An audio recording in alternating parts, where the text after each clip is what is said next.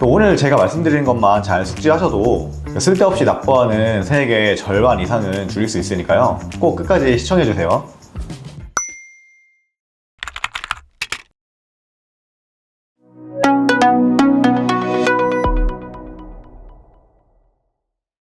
네, 안녕하세요.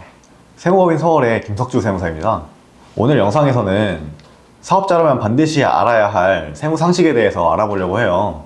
이게 근로소득자는 그럴 일이 별로 없는데 사업자분들 같은 경우에는 쓸데없이 세금을 더 많이 납부하는 경우가 되게 많아요. 그래서 이게 개인적으로 좀 안타깝습니다. 오늘 제가 말씀드린 것만 잘 숙지하셔도 쓸데없이 납부하는 세액의 절반 이상은 줄일 수 있으니까요. 꼭 끝까지 시청해주세요. 먼저 개인사업자가 반드시 아셔야 할 점부터 설명을 드리면, 일단 세금계산서, 면세사업자한테 매입을 하는 경우에는 계산서가 되겠고요. 그리고 현금영수증, 신용카드 매출전표, 이렇게 네 가지가 적격증빙이라고 해요. 이 네 가지 적격증빙은 반드시 받으셔야 될 증빙이에요. 지출을 했는데 증빙이 없다면 세무서에서 그걸 인정해줄까요? 그건 좀 어렵겠죠. 그렇기 때문에 사업용 지출을 했다면 다시 한번 말씀드릴게요. 세금계산서, 계산서, 신용카드 매출전표, 현금영수증, 이 네 가지는 반드시 적격증빙으로 수취를 해주셔야 해요. 처음엔 이게 신경 쓰기 좀 귀찮을 수 있는데요. 아시잖아요. 종합소득세 신고하실 때 세금 많이 나오면 되게 뼈 아프단 말이에요. 그리고 이게 종합소득세 뿐만 아니라 부가세 신고하실 때 매입세액공제 받으시지 않으면 부가세 진짜 많이 나오거든요. 오히려 종합소득세보다 부가세가 진짜 더 많이 나오는 경우가 많아요. 그렇기 때문에 이 적격증빙은 반드시 수취를 하셔서 절세 효과 꼭 볼 수 있도록 준비를 해주시기 바랍니다. 그리고 자동 이체되는 지출 있잖아요. 이거는 사업용 카드로 걸어두면 누락될 확률이 적어져서 절세에 큰 도움이 돼요. 예를 들어 대표자의 통신비 있잖아요. 이걸 개인 카드로 결제하는 게 아니라 사업용 카드로 걸어두면 비용 처리가 가능한 거예요. 아니면 통신사에 세금계산서 발급을 요청하시면 세금계산서 받을 수 있거든요. 이게 좀 더 간편할 수도 있으니까 반드시 요청을 해주시는 게 좋습니다. 또 중요한 게 사업용 계좌랑 카드 등록인데요. 개인 사업자의 경우 국세청 홈택스라는 홈페이지가 있거든요. 거기에 사업용 계좌랑 카드를 등록을 해주셔야 돼요. 특히 이 사업용 계좌는 반드시 개설 신고를 해주셔야 되는데요. 이게 법에 명시가 되어 있어요. 미등록 시 가산세가 발생하거나 아니면 또 부가세 공제에서 불이익을 받을 수 있으니까 꼭 등록을 해주셔야 돼요. 이게 사업 처음 하시는 분은 사업용 계좌라는 말이 좀 생소하실 수도 있거든요.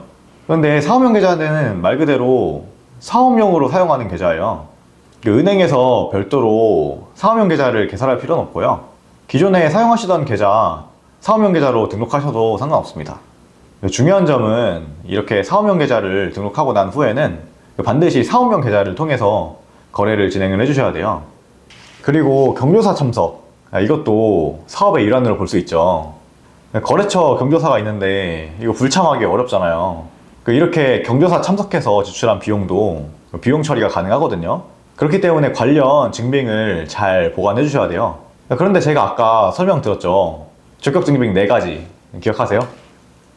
그런데 거래처 사장님 자제분 결혼식 아니면 장례식 이런 데 참석해서 지출한 비용 적격증빙 어떻게 받아야 될까요?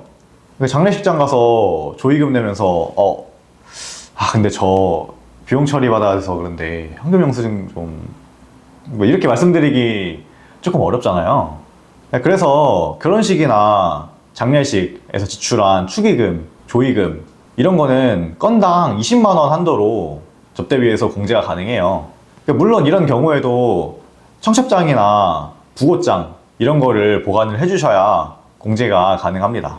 입증에 어려움이 있기 때문에 사회 통념상 20만 원까지는 경비로 인정을 해주겠다 이 말이죠. 다음으로 법인 사업자가 알아야 할 세무 상식에 대해서 좀 알아보려고 해요. 법인 사업자도 사업자이기 때문에 큰 틀은 개인 사업자랑 다르지가 않습니다. 그런데 개인 사업자랑 차이나는 부분이 좀 몇 가지 있거든요. 그것만 좀 말씀을 드리려고 해요.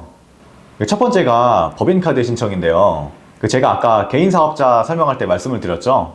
개인 사업자 같은 경우에는 계좌 같은 거 개설하실 때 따로 발급받으실 필요 없고 기존에 사용하시던 거 사업용으로 등록하시면 된다고 말씀을 드렸는데 법인 사업자는 별도로 카드를 발급받아 주셔야 돼요. 이런 걸 법인카드라고 하는데 처음에 법인카드를 발급받으시면 한도가 조금 낮거든요. 그래서 지출하시는 비용이 좀 커서 한도가 좀 걸릴 것 같다, 한도가 낮다 라고 생각하시는 분들은 체크카드를 같이 받아주시면 더 좋습니다. 이것도 개인사업자랑 법인사업자의 가장 큰 차이인데요. 개인사업자는 자신이 버는 소득이 그대로 사업소득이라고 해서 자기의 소득이 돼요. 그런데 법인사업자가 되는 순간 법인에서 번 소득은 법인의 소득이 되는 거예요. 그래서 대표자도 법인에서 급여를 받게 되는 그런 구조입니다. 그렇기 때문에 법인 사업자는 대표자의 급여 세팅이라는 걸 해야 돼요. 급여 세팅이 뭐냐라고 생각하실 수 있는데, 쉽게 설명드리면 대표자인 내가 급여를 얼마 받을까 그거를 정하는 거예요. 나는 대표니까 무조건 많이 받아야겠다 이렇게 생각을 하실 수도 있는데, 이렇게 생각해서 급여를 너무 많이 받아가면 소득세는 누진세 구조잖아요. 그래서 소득세 부담이 진짜 커질 수 있고요. 추가로 4대 보험료 이거 진짜 많이 나오잖아요. 4대 보험료 부담도 이렇게 커질 수 있으니까 잘 계산해서 세팅을 하는 게 좋습니다. 이렇게 대표자 급여 세팅은 이 모든 거를 다 고려해서 세팅을 해야 돼요. 일반적으로는 법인 마진 대비 30%에서 40% 정도를 대표자 급여로 세팅하는 경우가 많은데요. 이거는 법인의 상황에 따라서 너무 케이스 바이 케이스라서 반드시 전문가랑 상담을 해주시는 게 좋습니다. 그리고 법인 통장 거래는 개인사업자랑 달리 자금을 함부로 사적으로 유용해서 쓰시면 안 돼요. 법인 통장 거래에는 반드시 명목이 있어야 됩니다. 그렇지 않으면 대표자에 대해서 가지급금으로 계산을 해야 되기 때문에 인정이자 문제가 발생할 수도 있고요. 그리고 소득세 과중 문제 아니면 4대 보험료 부담이 커질 수 있으니까 이거는 잘 관리를 해주셔야 돼요. 이 부분 정말 중요한 부분이니까 꼭 주의해 주세요. 오늘은 이렇게 사업자가 알아야 할 기본적인 세무 상식에 대해서 설명을 드려봤는데요. 사실 사업을 하면서 세금 관련 문제를 잘 관리를 해야 절세 효과가 크거든요. 그렇기 때문에 제가 오늘 말씀드린 세금 상식에 대해서 잘 숙지를 해주셔야 절세 효과를 더 크게 볼 수 있습니다.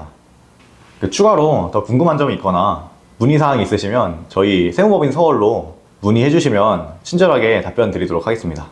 다음 주엔 더 좋은 영상으로 찾아뵙도록 하겠습니다. 감사합니다.